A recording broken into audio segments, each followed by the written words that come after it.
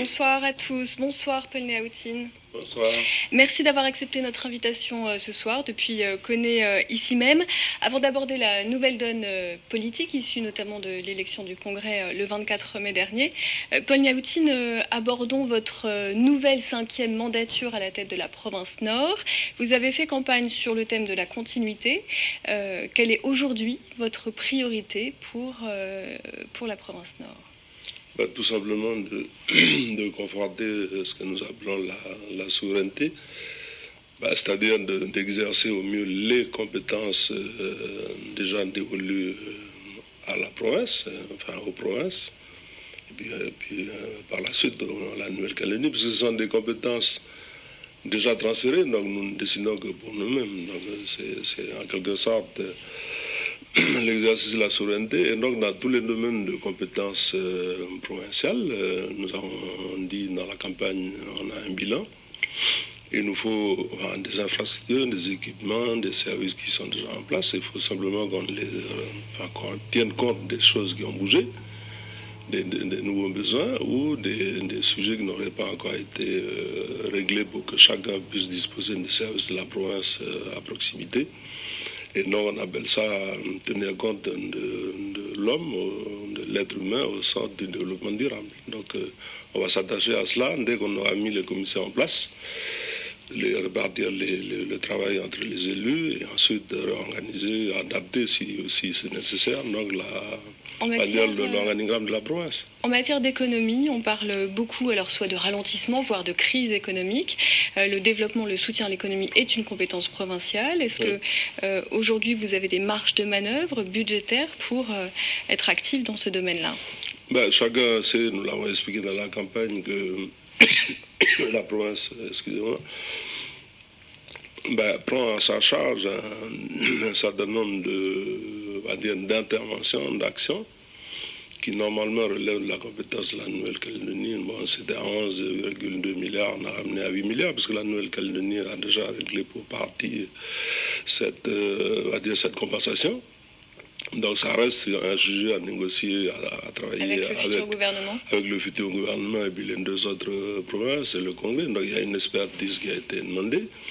Et donc, dans ce sens-là, je veux dire, il y a moins de ressources fiscales. La Nouvelle-Calédonie, par les périodes par l'économie est au ralenti, si on comprend bien ce qu'on nous dit. Ce n'est pas exactement ce que disent les tableaux de l'économie, tels que le Sérum et d'autres opérateurs ont fourni les choses.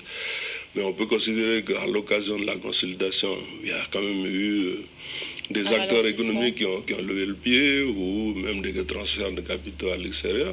Mais je suppose que les choses vont revenir parce que nous ne sommes pas réellement en crise. Donc c'est un ralentissement et donc les choses doivent reprendre normalement. Toujours sur ces compétences provinciales, une question d'actualité qui concerne vraiment le quotidien des habitants de la province Nord, la difficulté des dispensaires, trop souvent fermés pour incivilités récurrentes, répétées. Ça fait partie des sujets que j'ai dit tout à l'heure. Donc les centres médicaux existent, les équipements existent. On a du mal, globalement, mais en province Nord aussi, à trouver donc des professionnels de la santé à tous les niveaux, médecins et les autres catégories, malgré la formation dispensée en Nouvelle-Calédonie. Et donc, ça peut être ressenti comme je sais pas, je veux dire, des gens qui sont dans le besoin, un accident de la route ou ceci, cela, ils voient pas les services arriver tout de suite. Ils s'en prennent aux pompiers, ils s'en prennent un certain nombre d'argent aux ambulanciers. Et donc, ça fait partie des incivilités, on appelle ça nous des incivilités, c'est-à-dire qu'il y a une éducation à refaire auprès de notre catégorie sociale qu'on appelle les jeunes. Donc, ce n'est pas tous les jeunes non plus. Ça peut être des moins jeunes. Donc, dans certaines situations, qui s'en prennent aux services. Donc, ce n'est pas seulement pour les services de santé, aussi dans les écoles, dans beaucoup de domaines. Donc c'est un problème de société qu'il nous faut tous traiter, tout le monde ensemble, avec les acteurs, les professionnels qui peuvent aussi identifier ces catégories de jeunes. Mais en ce qui concerne la santé, oui, quand les professionnels sont pris à partie ou qui a des Qui choses sont qui se passent, attaqués. ils ont aussi le droit de retrait. Donc la province, on est obligé de fermer aussi pour permettre, pour protéger, tant qu'on n'a pas trouvé la solution, soit avec la gendarmerie, soit avec les autorités locales. Et donc c'est un sujet qui nous préoccupe. Paul Néautine, votre vision du renouvellement des institutions du pays qui sont en cours. Kwamitan a donc été élu à la présidence du Congrès avec les voix de l'éveil océanien. Comment vous interprétez-vous cette majorité océanienne telle que l'a décrite et s'est félicité Kwamitan? Oui, en effet, on va dire que c'est un constat que c'est l'éveil océanien qui a amené sa quote-part à l'élection de Kwamitan, et pas seulement du bureau et de l'ensemble des choses qui se sont faites dans les commissions, puisque la majorité, elle est acquise pour le camp dit indépendantiste.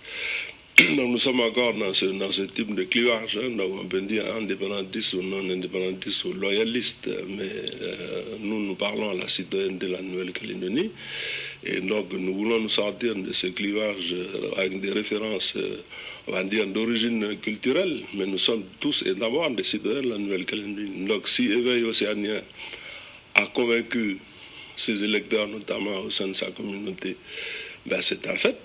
Il y a des élus qui sont là, et ils prennent leurs responsabilités, et donc moi je trouve ça tout à fait normal, hein, que ces élus-là prennent leur disposition. À la province sud, ils ont fait un autre choix, et au Congrès ils ont fait un autre choix, mais ils sont libres de leur choix, ils sont déjà élus. Vous avez déjà dit votre souhait de voir finalement ce scénario se renouveler Oui. Au gouvernement. Est-ce que selon vous ce serait cohérent, notamment avec le résultat du référendum, hein, où la majorité du non l'a emporté, d'avoir aujourd'hui un président du gouvernement indépendantiste? Non, j'ai fait campagne pour ça. Je veux dire, la liste unique que j'ai portée dans cette campagne, c'est qu'on dit qu'on veut conforter notre souveraineté, les compétences déjà transférées, celles qui sont à venir. Et donc, bien entendu, j'ai dit avec mes colistiers, hein, l'objectif c'est de gagner des sièges pour avoir une majorité au Congrès de la Nouvelle-Calédonie et à la proportionnelle monter au gouvernement. Ce n'est pas exactement le cas, puisqu'il y a certains non-inscrits, aussi bien du côté loyaliste que du côté indépendantiste. Il y en a deux, loyalistes il y en a deux, si j'ai bien compris, et il y a 3 éveils océaniens qui, je me répète, sont déjà des élus. C'est à eux de prendre la responsabilité, mais nous, on aimerait bien aussi donc monter à la gouvernance de ce gouvernement collégial depuis 20 ans. On n'y a pas assumé de responsabilité. Nous, le FLNKS, nous, unis. Quand je dis nous, je parle de nous, les indépendantistes. Jusqu'à preuve du contraire, on a uni en 2 partis membres, carrément dans le nord et dans les îles, au sud ensemble, mais on se retrouve une fois qu'on est élu pour mener le travail politique que nous menons pour accéder à la pleine souveraineté avec l'ensemble des citoyens de la Nouvelle-Calédonie. Alors, l'avenir en confiance de Sonia Backès a, à l'issue de l'élection du Congrès, lancé un appel et des négociations pour un gouvernement dit consensuel, donc des négociations avec le FLNKS et l'éveil océanien. Est-ce que vous êtes favorable à cette démarche? Madame Backès et l'Avenir en Confiance font ce qu'ils veulent. Est-ce qu'ils ont dit ça dans leur campagne? Moi, je n'en sais rien. Moi, je n'ai pas écouté ce que les uns et les autres ont dit dans leur campagne. Nous, dans notre campagne, on n'a pas dit qu'on allait négocier ou faire quelque chose de ce type. Non, je veux dire, il y a des majorités peut-être à rechercher. Jusqu'à preuve du contraire, un gouvernement, tout le monde peut avoir sa place. C'est un gouvernement réputé être collégial. Donc peut-être qu'à la province, c'était un sujet. Donc tout dépend dans quel sens ces négociations, ces échanges, ces tractations. Si c'est pour des répartitions de postes, il y en a qui ont fait ça pendant toute la période de 30 ans où j'étais dans les élus. J'ai vu ça à chaque étape. C'est pas ce que nous faisons. Nous disons aux gens, voilà le programme. Si on est élu, on fera. Si on est majoritaire, si on n'est pas majoritaire, on défendra ses positions au sein des majorités telles qu'ils existeront à la province comme au gouvernement au Congrès. Louis Mapou, hein, qui est le chef du groupe uni au Congrès, se dit même réservé sur finalement la compatibilité de votre programme et de celui de l'Avenir en Confiance. C'est exactement ce que je viens de dire. Sur quelle catégorie de sujets sociétaux, économiques ou autres, on se retrouverait avec Mme Backès, si on a bien entendu tout ce qu'elle a dit. on a très peu de choses en commun. Hein. Ça, c'est une position unique, c'est une position FLNKS. C'est un sujet qu'on a déjà évoqué à l'intérieur d'un groupe de dialogue auquel j'ai participé jusqu'à la fin. Donc ces gens sont rentrés et sont sortis par 2 fois. Donc s'ils veulent qu'on discute, qu'on discute de quoi? Parce qu'ils n'ont même pas voulu qu'on discute des valeurs qu'on pourrait défendre ensemble dans la gouvernance. Donc c'est à eux de dire qu'est-ce qu'ils veulent qu'on fasse ensemble. Parce qu'ils ont développé des positions. Ils parlent notamment de la lutte contre les inégalités, d'une politique de relance, notamment en matière économique. Je sais qu'ils ont beaucoup critiqué l'autre parti, l'autre liste qui était aux affaires, entre le loyalisme. Ils étaient bien dans une entente dans la période depuis un certain nombre de temps. Donc il faudrait qu'ils s'entendent déjà. Nous, c'est ce qu'on dit, nous. Au-delà du gouvernement, Paul Yaoutine, est-ce que cette nouvelle configuration peut influer sur la sortie de l'accord de Nouméa? On a entendu notamment Milakolo Tukumuli remettre sur la table la proposition d'un 3e accord. M. Milakolo dit ce qu'il veut, comme les loyalistes disent ce qu'ils veulent. Il y en a qui veulent revenir sur le corps électoral, il y en a qui veulent revenir sur la consultation, ou plutôt, je ne sais pas. Nous, on a fait campagne pour respecter le dispositif de l'accord de Nouméa. Donc, je ne vois pas pourquoi on a changé maintenant qu'on a été élu sur ces propositions-là. Donc, c'est bien de cela que je parle. Est-ce que les gens, une fois élus, font ce qu'ils ont dit qu'ils feraient quand ils seraient élus? Ou est-ce qu'ils partent sur notre ligne? C'est à eux de le dire. Nous, on reste sur notre posture, et ce n'est pas nouveau. Je l'ai dit au dernier comité de signataires. Puisqu'on n'a pas pu dialoguer jusqu'au bout, allons à la consultation, et après la consultation, allons jusqu'au provincial, et on verra bien la classe politique qui va sortir de ces...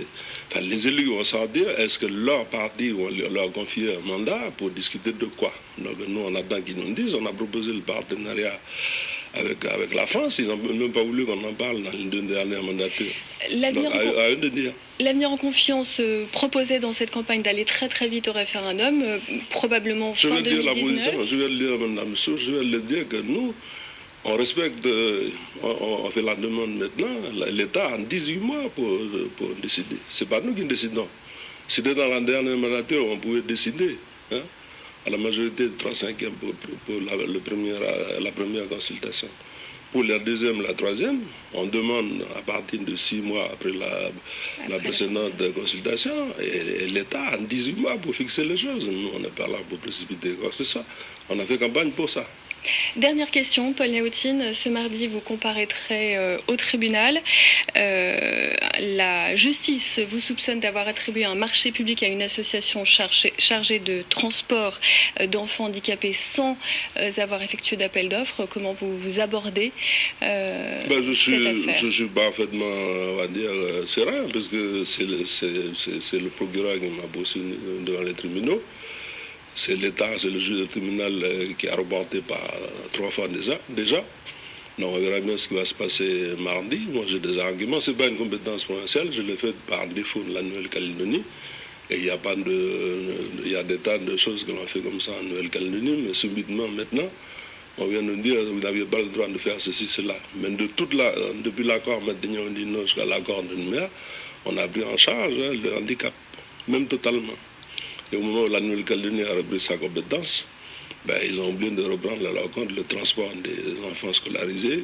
Et j'ai trouvé normal que mon assemblée de province m'ait demandé d'organiser les choses et de prendre en charge cette compétence qui a été faite. Merci beaucoup, Paul Yaoutine, d'avoir accepté notre invitation. Politique Directe, vous l'aurez compris, c'est terminé pour ce soir.